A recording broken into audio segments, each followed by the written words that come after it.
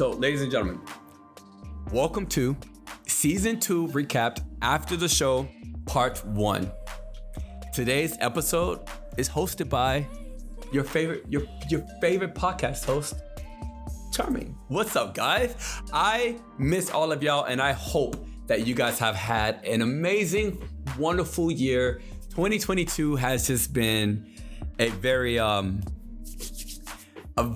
different year for me, and I can't wait to get the chance to talk to you guys, because really truly the last time that you guys see me is you guys saw me from November and December of 2021. By the way, this is my podcast page, so you guys know I'm recording. Now, ladies and gentlemen, if you're currently listening to this or you're watching on Spotify, YouTube, or whatever, I'm live streaming the recording of this podcast. So if you guys are interested, you guys are very free to come over and partake in the actual live streaming of the podcast. So I want to welcome you guys, but I miss y'all. You guys know I've said it hundreds of times.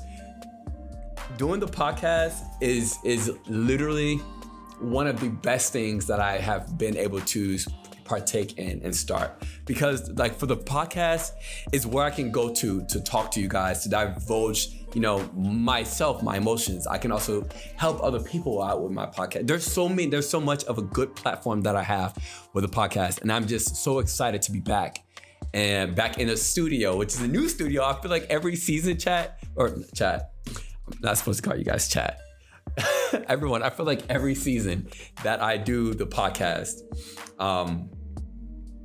I have a different situation going on, a different background. I'm gonna find the very first podcast that we did was in one of the bedrooms, and it was when we had Tati. And now this is also coming up to where about Tati and Kevin, but it was with Tati. Where is episode files? There we go. Wait. No. Okay, now you're playing me. I'm gonna have to go to YouTube chat. Or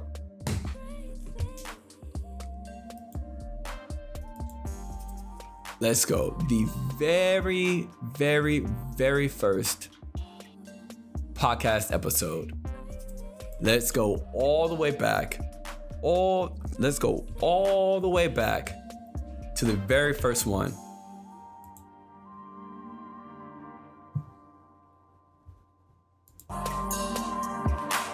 This was our old, okay, I'm sorry, I had to, no worries. This was our very first episode of the podcast ever. And this was where we very first did it. This is where we very first did it. I feel like every time I come back, I always have a different setup going. Welcome to. This episode was awesome. I missed so much working with Tati on the podcast. She was absolutely amazing. I want you guys to know that she is doing well. I know back at this time when the podcast was filming, she was doing pretty well. Things got tough for her after that. However, she is doing well right now. She's feeling all right. Maybe I can get her on the live stream recordings at least at some point this season. But Tati she's doing fine. She's living her best life, enjoying herself, and I couldn't be happier that she's okay. All right. Also, guys, my life, like I said, it's been kind of crazy. Quickly in the last 8 months, because today's August 15th. In the last 8.5 months that you guys, I guess, have not seen me, I have exited the Marine Corps, which if you guys watched the entire season, you know that I was going to be exiting the Marine Corps sometime this year. You guys knew that I would be starting school at some point. Granted, back whenever the podcast was airing, And when I was recording, I did not necessarily know what was going to happen, where I was going to be going, when I was going to be getting out of the Marine Corps. I didn't know any of that kind of stuff. And so it was kind of tough for me, and you guys are going to see that in a lot of I know you guys did see that in a lot of the seasons recordings. It's just that I had a lot of difficulty trying to figure out what I was going to do in my life, where I was going to go, especially with the mental health burden weighing heavily on me. It really made a lot of things even worse, for me, which like I said, I'm sure if you guys actually listen to and watch the podcast during the season, you can see that. At this point, now being on the other side of it, I am so much better than I was like 8 months ago. I am so much better. And I'm so very thankful for the people that I've come across. I'm so very thankful for the work that I put into myself. I did get out of the Marine Corps. I have moved to Alabama, Mobile, Alabama. I will be going to school here at University of South Alabama. I'm very excited for it. I'm very nervous as well. I do have to say I'm extremely nervous about it. But ladies and gentlemen, I cannot say how much I am excited because, like I said, you guys will see throughout the season 2 recap. Like, we'll get to the point where I'm talking about how anxious I am about actually trying to figure out what I'm going to do in my life. Just recording the season back in November and December, it makes everything so much more difficult, or so much like easier to put into perspective now versus back then. And I could not be happier about the fact that, like, again, I tell you guys all the time, the entire last year and a half that we've had the podcast, that podcasting and doing this podcast, it helps me in so many ways to be able to also help other people. But one thing about it is it's like journaling. It's like video and audio journaling my life. And so I get to look back to 8 months ago and say, Charming, you were in this place and you are not there anymore. And I mean, it almost makes you like want to cry because of seeing where I was and how much of a hard time. And guys, we're going to get to a point where there's hard times, at least just in the recap, when I'm kind of going through and listening to and watching some of the old videos and the audios from the past season and kind of talking about them, you guys are going to see. And if you guys have known me since I started my gaming channel, and you have not had the chance to watch or listen to my podcast from this season or season 1, you guys will see just how unhealthy I was, and you guys are going to be it'll even put more into more perspective why I'm so radiant and happy and proud and energetic, because I didn't have that 8 months ago. And I'm not going to say that, like, one thing I don't want to do is present to you guys that I'm the hero of my own story, because that's what people do all the time. However, you guys will see the proof and the work. And that's what I want you. That's a huge reason also why I want to do the season 2 recap, is because I don't want to just say I'm the hero of my story.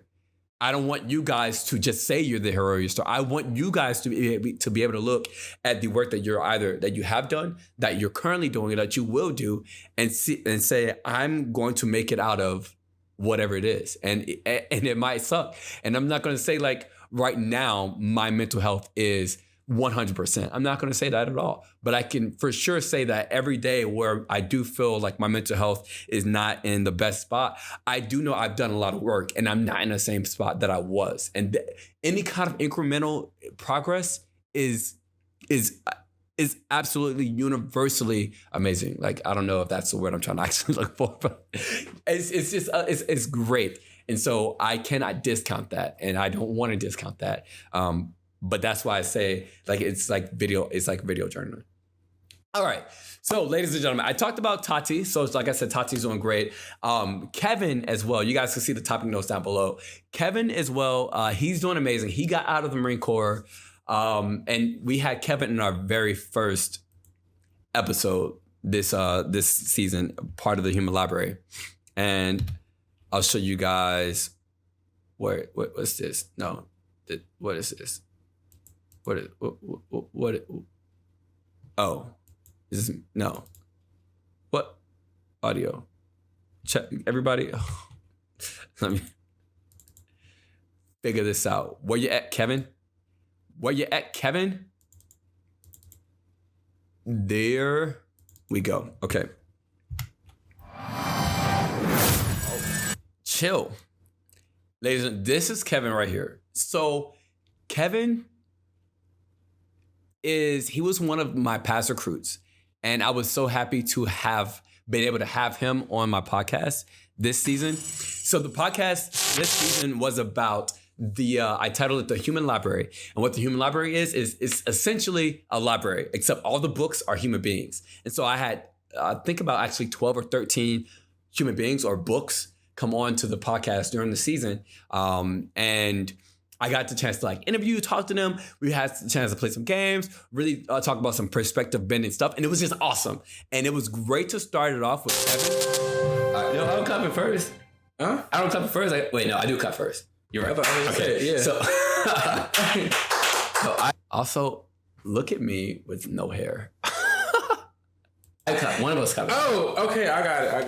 Go ahead, clap. No, go ahead. You got it. Just clap different at the different like beats. Just every time I start a podcast. So whether it's podcasting or live streaming, whatever it is, I get so very nervous. And if you guys watch my gaming channel, you guys see I pretty much start every stream off with legitimately a dance. Why? Because it gets me relaxed. During the podcast season, I start off with a little clap thing, also kind of to like sync up the audio to the video. But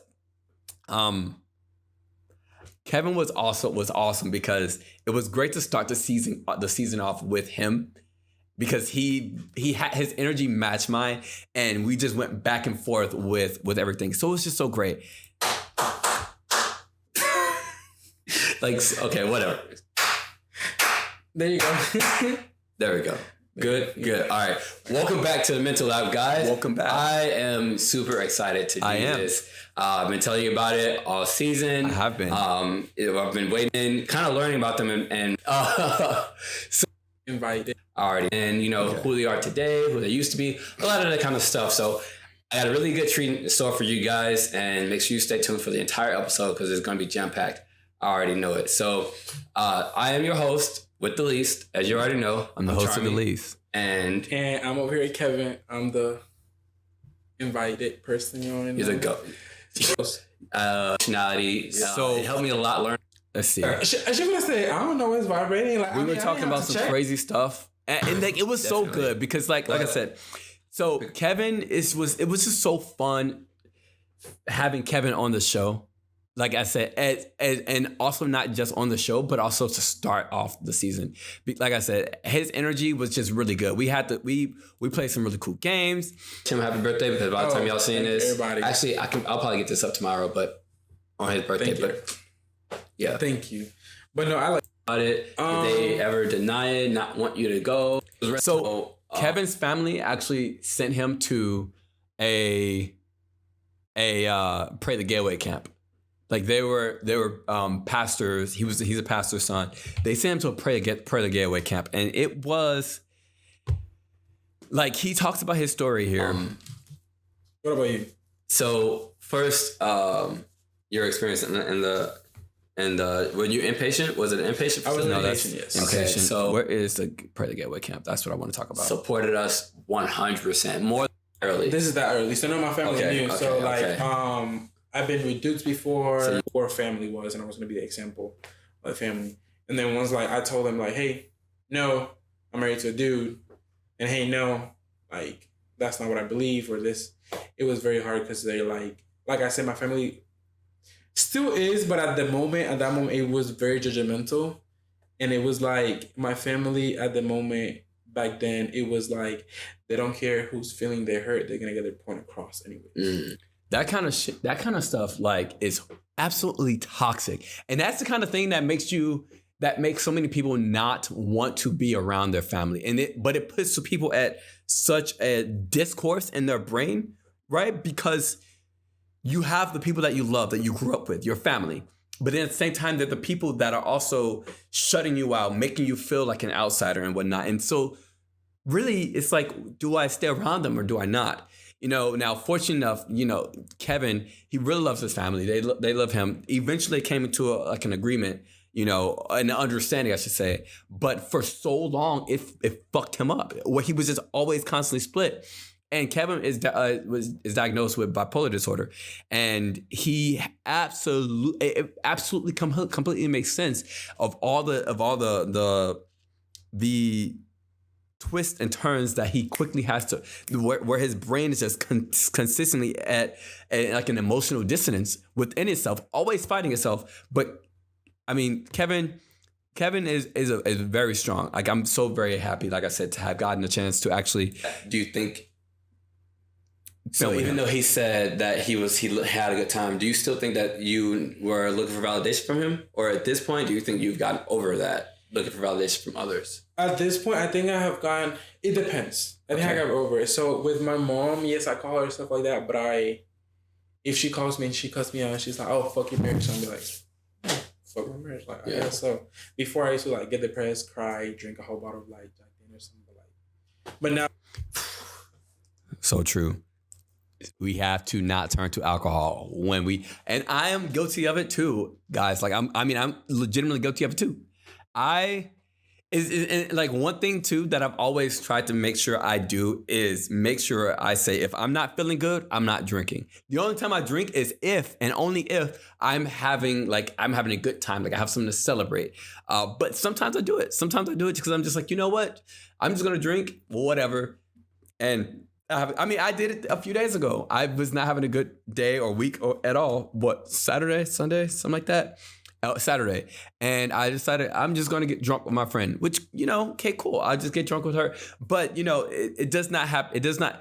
Doing that, it starts to associate bad feelings and negative vibes and all those things with alcohol, which alcohol should be a celebratory thing. Is that I believe in that wholeheartedly. But like Kevin said here, like, after trying and wanting to get validation and not getting it, and then getting told I'm shit and that I'm all these different things, I just turn and I drink a whole bottle of Jack Daniels in one night. And the only thing that does is make you really truly feel worse later on. That's really all it does. And unfortunately, that's the case with a lot of people. And I think that's a sort of alcohol abuse, because again, I think alcohol should be a celebratory thing. And so when you start to take something and abuse it in a negative way, I think it's considered a style of alcohol abuse. Do I abuse alcohol? Yes, I do. I was like, if she calls me or if my grandma calls me or my sister and be like, oh, fuck you, or you ain't shit. Okay, I guess I'm not, or whatever. I'm sorry. I apologize. But I feel like the person that I try to get most validation from is my husband. Yep. Because my husband didn't have a really good childhood. And when we started dating, I used to trigger a lot of the things that happened when he was a kid. Just because of the way I was raised. I was raised with very strict parents. So I was strict in the marriage. I was like, no, this has to be done like this. It has to be done like that. Like, you look like my dad, or you thinking like when he used to beat me or something like that. I never been my husband. It's crazy looking back at this, because I just remember listening to him and just thinking all these things, because it's so true. A lot of times when somebody else gets introduced into your life, especially as a partner, and especially to the level where you guys get married, if you have issues already of codependency and needing and requiring validation, you latch on to whomever you can get validation from. And it is so hard to disconnect that, especially when it is to someone that you love and you care about in a romantic way. Because like he said, now, especially women, you remind me of my father. You remind me of my dad. You remind me of, the way you grew up reminds me of me and the way my family grew up. And so now he starts looking and grasping on for validation from his husband, which can become a burden on his relationship. And a lot of times, a lot of us, we tend to start to gravitate towards needing validation from our partner. And it's something that still I'm working on, so in between the last time you guys saw me and now, I've had an entire relationship. And I told you guys in the season that one thing that I can do all the time is work on me and my self-love and myself, right? But I can't always work on how I am in a relationship. I can work on myself for a relationship, but I can't work on actually a lot of that stuff until I'm in a relationship. And I know for damn sure that I worked on myself a good fuck ton. Okay.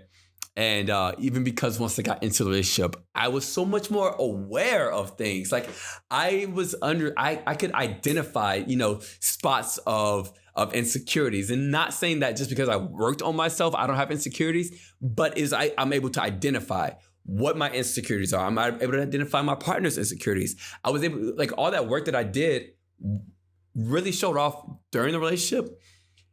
The only thing is, my partner was not as emotionally aware and developed as I was. And that's fine. I understood that. That's something, that's fine. But I can say, during our relationship, I was able to disconnect needing validation. Like Kevin said here, I was able to disconnect, needing or those codependent feelings, those codependent thoughts, like those feelings of, if we get into a fight or an argument, it's over. I've had those in almost all of my other relationships. But, in that time, I worked on myself so much where I was saying, I know that, disagreements are going to happen, which they very much did not ever. But I like in that relationship, which was fucking awesome. But like, I still knew that if there was a disagreement, if there was an argument or a little fuss or whatever, that it wouldn't be the end of it. And a lot of times we start to think that it would. I did not need that validation from him that he actually loves me. I don't need him to tell me all the time that he loves me. I don't need him to rub my head in a specific way. So that way I know that I'm loved and cherished by him and that I'm the only one that he wants. I didn't need any of those things.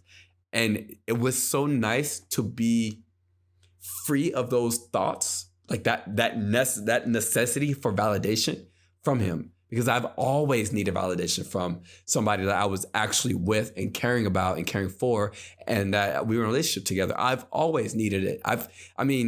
Even we can go back to the so I had a relationship with Keith, and guys, there was another episode during this season where I talked about all my exes with Keith, and Keith was an amazing guy.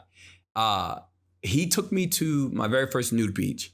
And you want to know the fucking amount of validation that I needed before, during, and after going to nude beach?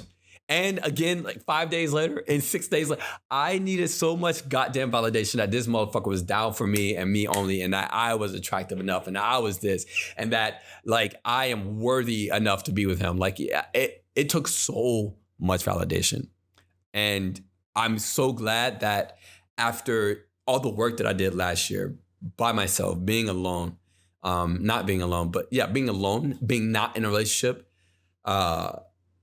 and taking all the time and getting more things, like getting the chance to practice that in a relationship was so very nice, because I can say like for the first time, that was a relationship where that was actually a healthy relationship where I was also healthy. I talk about before my last relationship, before this one, my last two relationships where I learned that I was extremely codependent, whether it was the very far left, like submissive side of codependency, or the very far right side of codependency.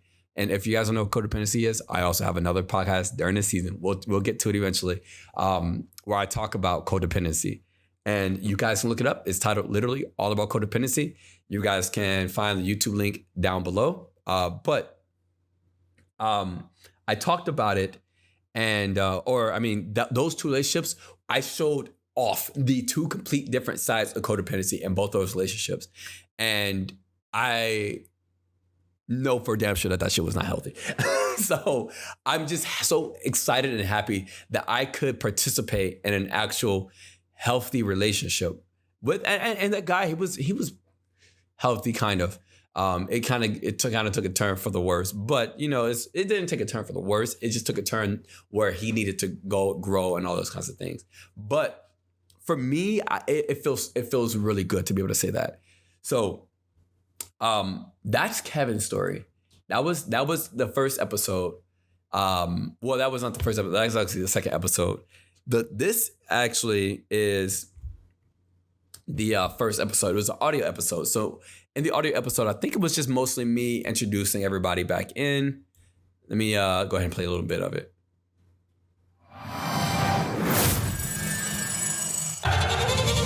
Some amazing.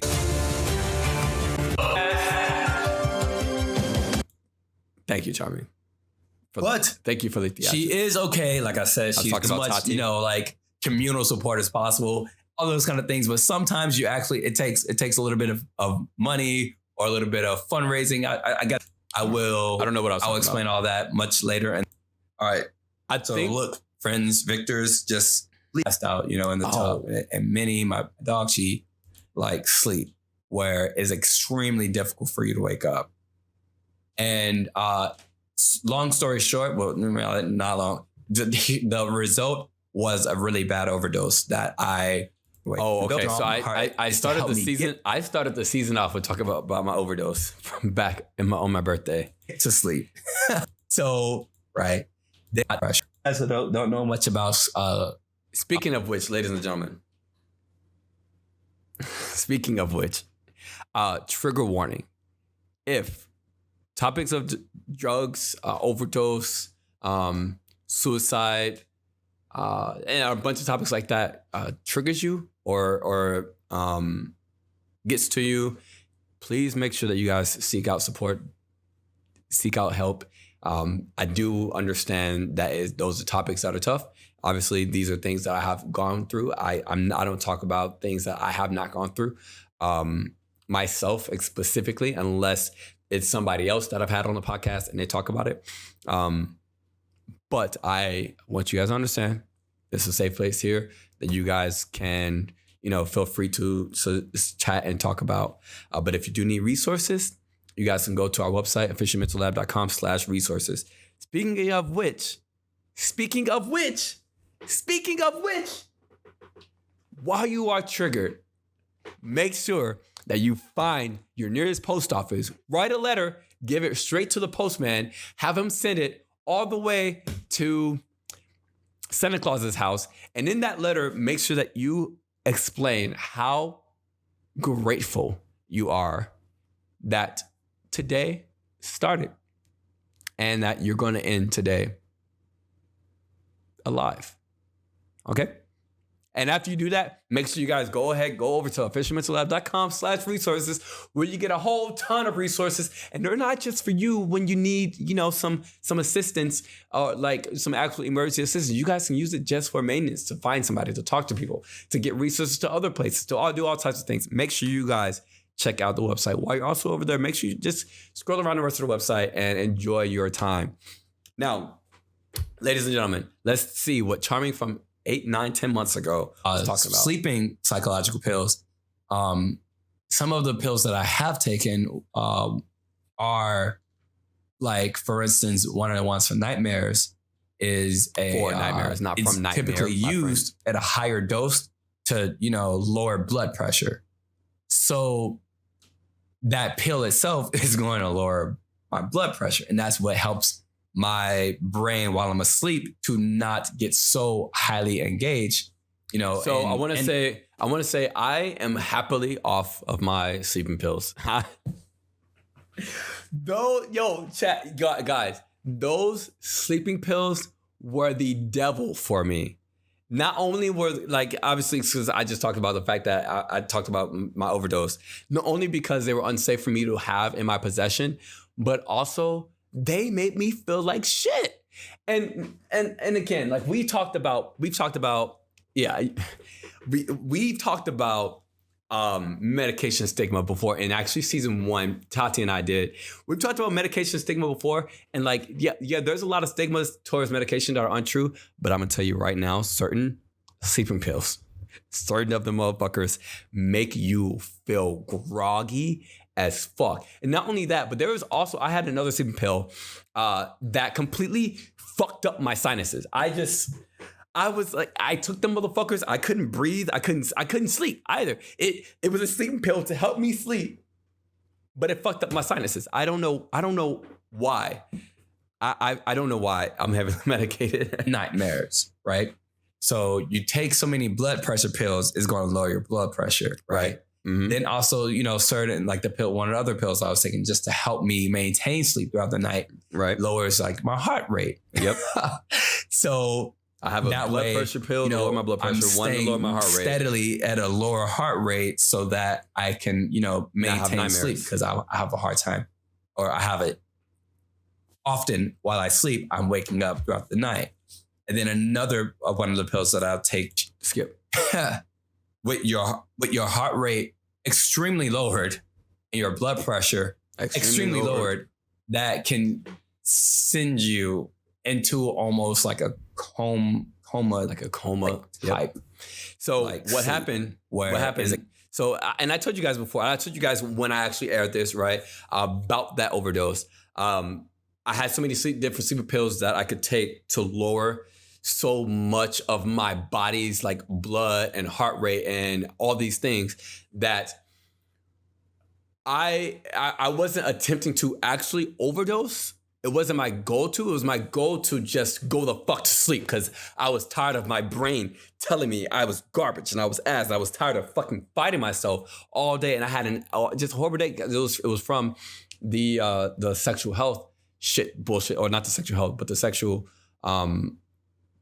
sexual bullshit that I dealt with on my birthday, right? And so my brain was just, I was just eating my fucking self up. And so one night I'm like, if I stay awake, I'm going to do something bad. I was going to I didn't know what I was going to do, but I knew I was going to do something fucking terrible, and I didn't want to do it. Prior to that, the 3 times I had attempted suicide before that was from starving myself, the 2 times was from starving myself or cutting myself.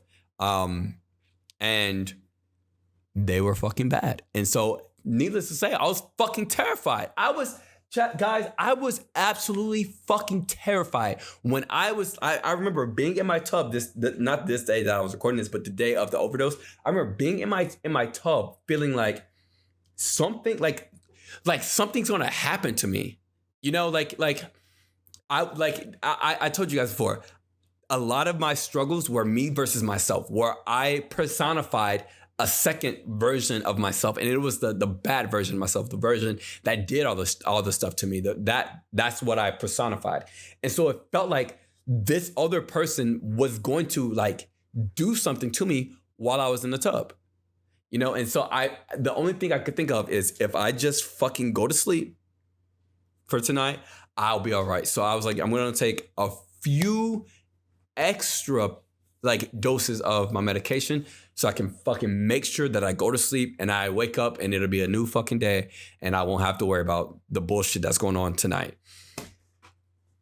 I even texted my best friend. I took a picture and I sent it to her. I said, look, this is Minnie she's a fucking service animal. She knows the amount that I can take and what I can't take. Now, prior to me taking these pills, it had been about 2.5 months since I taken those sleeping medications, and because they're as needed, not necessarily every day, so they were as needed. So I had been doing a little bit better at that point in time. I wasn't filming the podcast season, so I had more time to sleep. All these different things. I was doing better, and so taking those pills after not taking them for a while, it really fucked me, and I did not think about how bad it was going to fucking fuck me over. And what ended up happening, I took the pills, I passed out. The next day, I couldn't fucking wake up. I remember my friend coming over to the house to wake me up, and she ended up having to call. Like base and all this shit, and that my door had to get fucking broken into so they could come and make sure I was good, because I just would not fucking wake up. And after a few days, and I had to talk to my psychiatrist, he told me that I overdosed and that I pretty much put myself into a fucking coma, and that's why I didn't fucking wake up for an entire day and a half until they could get all the drugs out of me. Oh yeah, and the anxiety pills do a very, very similar thing to you, because it also lowers your heart rate as well. So, I mean, it was just extremely fucking horrible, And if you guys were here at the beginning of season 2, I gotta say, I'm sorry, because I started off the season with a fucking overdose. That's how you knew it was gonna be a fucking wild season. I'm telling you, you knew it was gonna be, that season 2 was gonna be wild. When season 2, episode 1 drops, and I start talking about my fucking overdose that I had just had, you know it was gonna be a fucking wild season. So what during the rest of the season or this episode? So before I get into the quote, recently I downloaded this app called Fabulous. They quoted, I want to be a mental health advocate. Advocate. Yeah, advocate. Activist. There we go. My daily ones are great. Either of the two of those words. I have one. That's what I want to become. Press my pants. And that's what I want to. Real shit. That's just what I want to be, and that's the real fucking shit. Now, not only did I say I wasn't going to, I also did not. And all right, so I'm going to go back and make sure stop this one. All right. So I talked about my relapse, my overdose, finding my identity. So a big part of the beginning of the season I talked about was finding my identity. So like being able to identify myself as who I want to be. And that's what you guys just heard right there.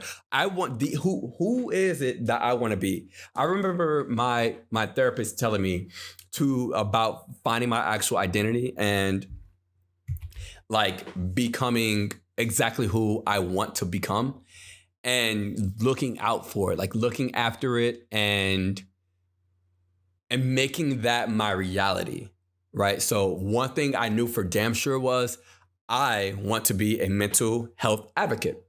Like I want to be that person that people can go to and they have resources available. Like I'm aware, I know what's going on. I am emotionally aware of myself and other people. Like these are all things that I wanted to be. And I said, this season, I was like, I'm going to work my hardest on that. Not just the podcast season, but this season, like this was back in November. So I was like, during the next few months, like that's something I really want to hardcore work on. And I do have to say, I think that I am much closer to that identity than I was back before, which is why I'm so able to, communicate with people. I think like a big part of like my gaming channel is that I also understand, my supporters. There's a connection, and I'm actually aware. I didn't used to be as aware. I didn't used to understand fucking emotions at goddamn all, and I understand it. Like. Even starting off on my gaming channel, somehow I was able to connect to so many different people in so many different emotional ways and so many different ways that I would never have thought, back before like 4 or 5 years ago, I would not have been able to.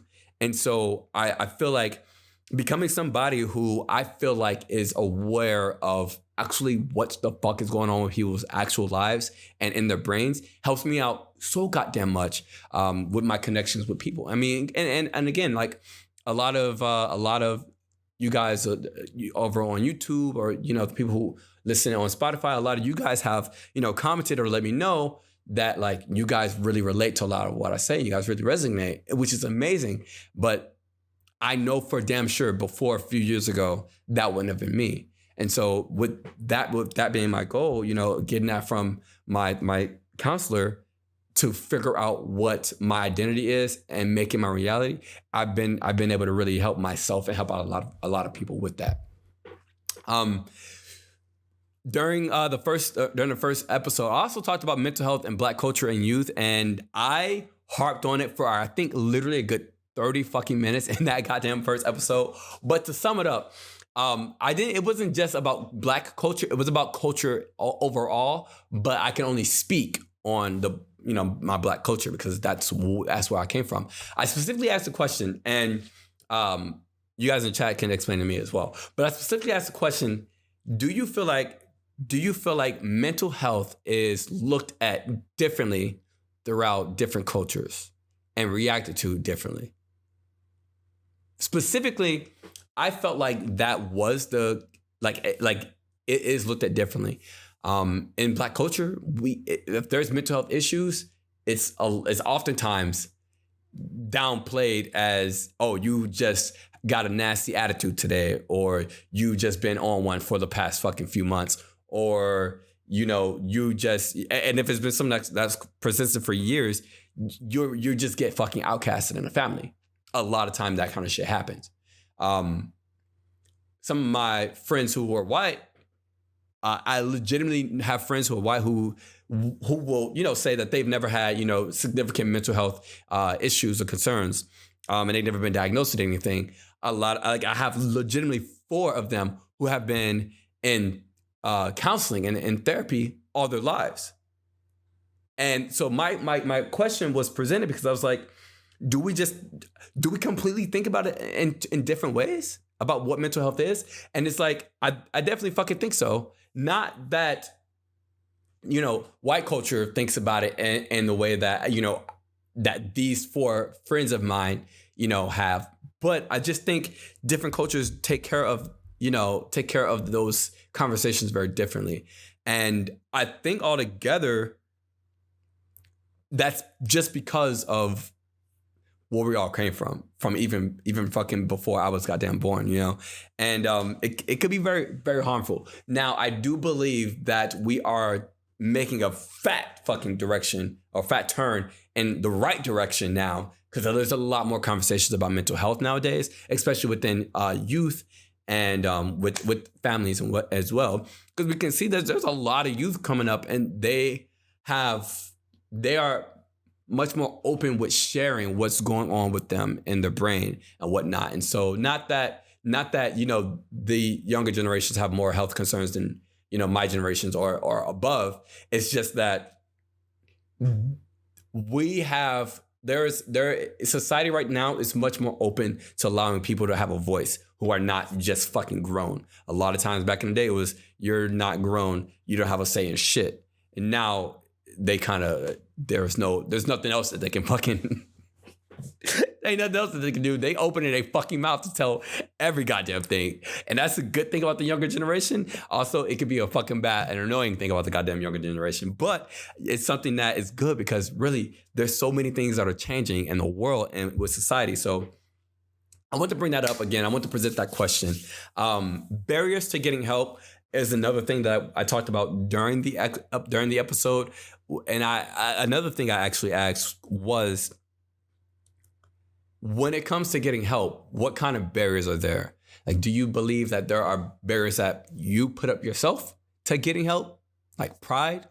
Do you think that there is barriers set up by society to keep you from getting help? Like embarrassment? Like, you know, if you say that, you know, you go to therapy, people are going to think you're fucking crazy, that you're a loon. I mean, legitimately, I still joke about it to this day, but when I talk about going to fucking inpatient, I talk about going to the fucking mental asylum. I legitimately talk about it. Granted, it felt like that shit for me, and I told you guys my goddamn mental asylum story. I told you guys that bullshit about that crazy ass lady walking back and forth by my fucking door in the middle of the night, and then she just stops and stares at me in the middle of the fucking night. That shit was crazy as fuck, and it made me feel like I'm in a crazy house. Right, I refer to me being in therapy 8 hours a day, fucking the goddamn crazy house, you know. So there are like me saying those kinds of things can be barriers to other people. Granted, I say them around people who also are aware and they understand what the fuck I'm saying and they understand my humor. So but there are definitely, you know, lots of people in society who look at those places as that. And they use those terms, which could be potentially a barrier to fucking getting help, because you're like, I don't want to go to a fucking mental asylum if I can't fucking stop crying or if I'm having panic attacks or some shit.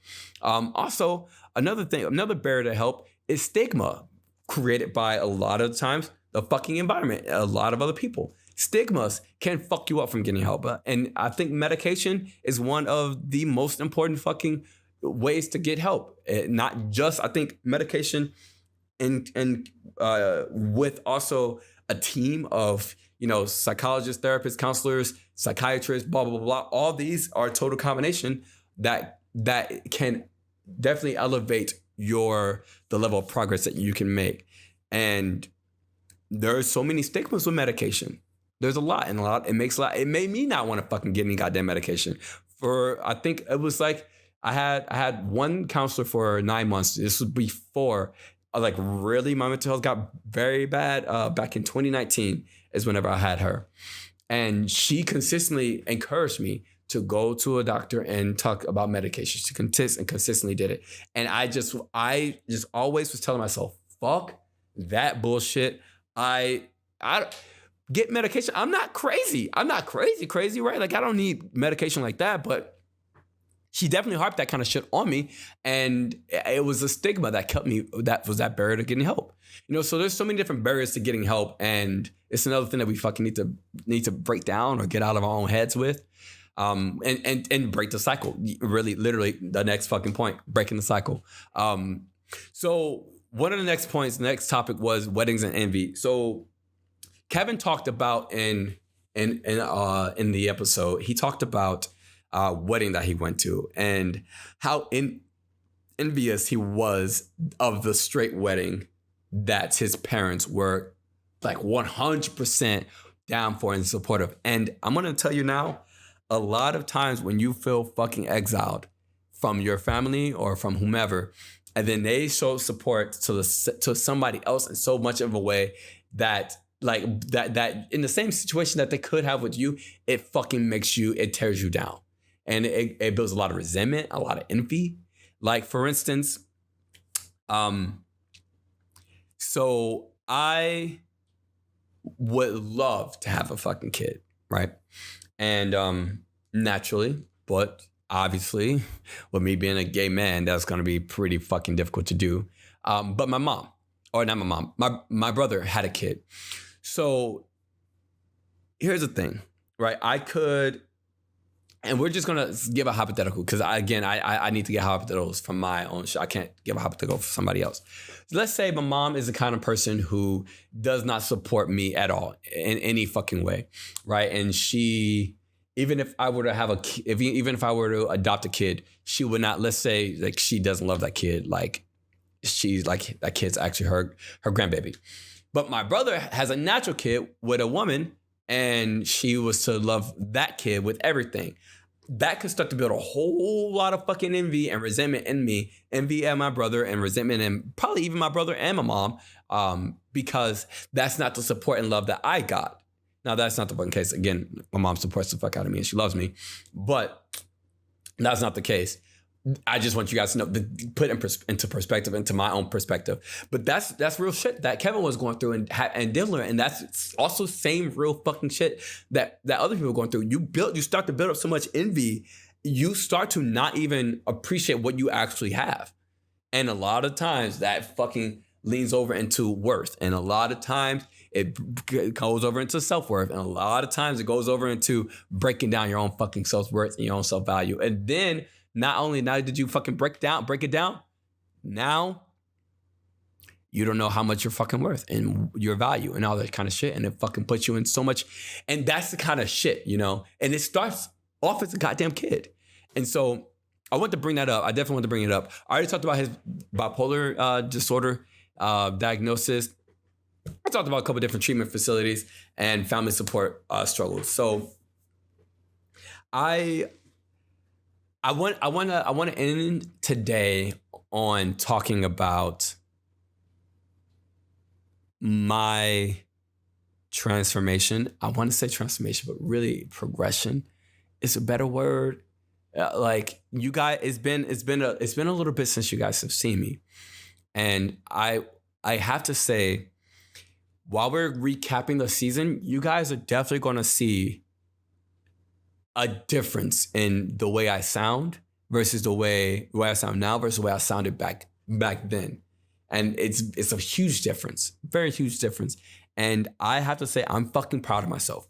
But most importantly, I gotta say, I'm fucking proud of y'all. I really am.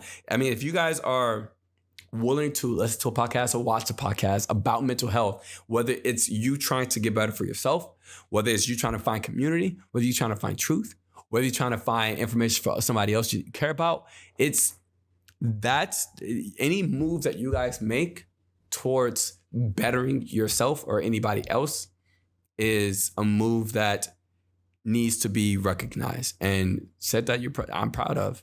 I really, truly fucking am. But guys, thank you for being here, being a part of season 2 recap. After the show, part uno, next Monday will be our next live stream on part 2, actually. And so where we get the chance, I think, who was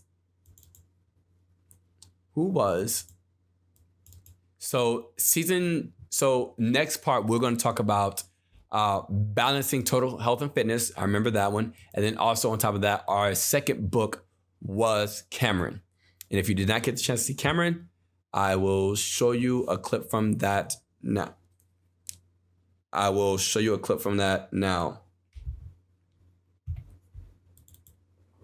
Go get it. The song My Little Love. She's talking to her child. She's like, I'm trying my best. I hope my decisions don't mess you up in the future. Yeah. I hope you don't hate me. Uh-huh. That is a song that I would sing to my baby self. Like, I'm trying my best. Day by day, I'm making decisions, and they might not be for the best of us, but I'm trying my best. So don't hate me for the decisions I'm making right now that may affect our future, positive or negative. And I cried so hard, man. The past 2 years, I was in a relationship that it was not the best. It was very traumatizing. It was very abusive on both sides. I would take my side as well, but it was just not right. Let's see. Wait, in one time span, in one summer. And my mom, completely oblivious to it. She didn't even notice because she had her own stuff going on, but she was just like, oh wow, I'm so proud of you. Like, you lost all that weight. Like, that's awesome for you. Not knowing what I actually did to actually get there. But I know in my mind, I easily can do that. And I find myself doing it even today. Like, I will skip my lunch breaks, and it's not intentional, but my body has gotten to the point now where it doesn't feel it until hours later. And then I have this complete migraine, and I'm dying because I didn't eat all day. Never realized it. I was just working. But I had to set an alarm clock on my phone just to remind myself to eat something. But it's very easy to fall back into those negative, bad old habits that you. I had such a good time with Cameron as well, and we'll talk about it next week, everybody.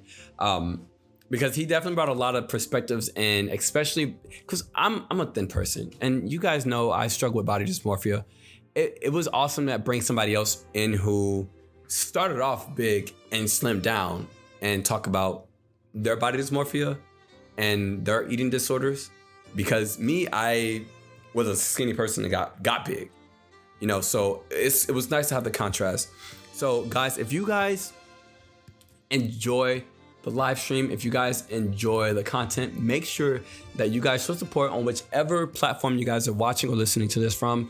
Whether you like, subscribe, follow, join, become a member, whatever the case may be. I really appreciate you guys being here and assisting. If you guys want to stick around, or for those of you who are obviously not on my live stream, you guys feel free to come over to the live stream, twitch.tv/officialmentallab. Yes, I was about to say .com. Twitch.tv/officialmentallab. You guys come over. On Mondays, we have our live streams, which also afterwards, I open the floor up for questions, comments, concerns, testimonies, advice, any of that kind of stuff. You guys are very free to come over and join on that. But without further ado, guys, I love you all. I really hope you guys have an amazing, beautiful evening. I will see you guys next week.